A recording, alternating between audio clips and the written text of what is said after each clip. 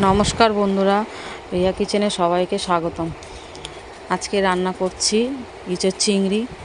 ভালো লাগলে like comment share করবেন।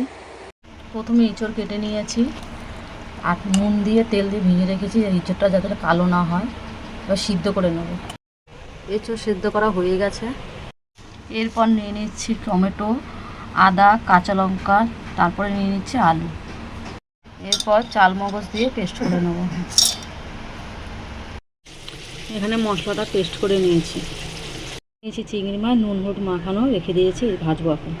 কড়াইতে তেল দিয়ে দিলাম, তেল গরম হয়ে গেছে। এবার চিংড়ি মাছগুলো ভেজে নিচ্ছি।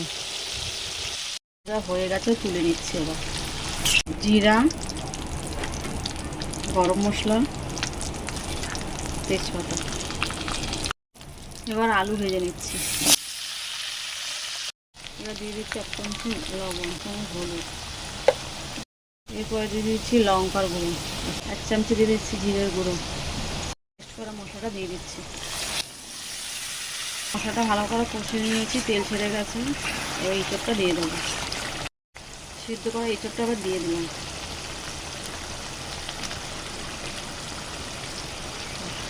ইঁচড়টা দিয়ে ভালো করে কষিয়ে নিচ্ছি। কষানো হয়ে গেছে, জল দিচ্ছি পরিমাণ মতো। ভেজে রাখা চিংড়ি মাছগুলো দিয়ে দিচ্ছি। নাড়াচাড়া করে গরম মশলা দিয়ে নামিয়ে দেবো। স্বাদ মতন চিনি দিয়ে দিচ্ছি। নামানোর আগে গরম মশলা গুঁড়ো দিয়ে নামিয়ে দিচ্ছি। আমি কিন্তু ইঁচড় চিংড়িটা পেঁয়াজ রসুন ছাড়াই করেছি। আপনারা বাড়িতে করে খাবেন, খেয়ে আমাকে কমেন্টে জানাবেন। ভালো লাগলে লাইক কমেন্ট শেয়ার করে দেবেন। এতক্ষণ ভিডিওটা দেখার জন্য ধন্যবাদ।